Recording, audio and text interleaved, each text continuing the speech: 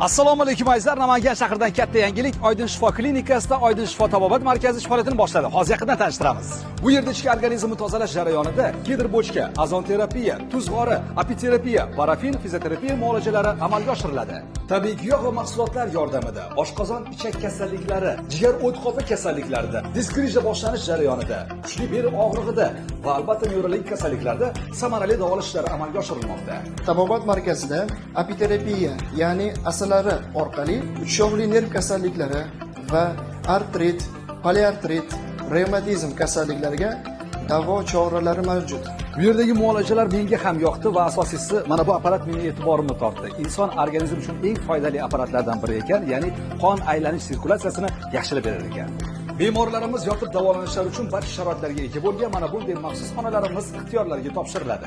Manzilimiz Namangan shahri Askent dahasi Oydin shifo tabobat markazida biz sizni kutamiz. Murojaat uchun quyidagi raqamlarga qo'ng'iroq amalga oshiring.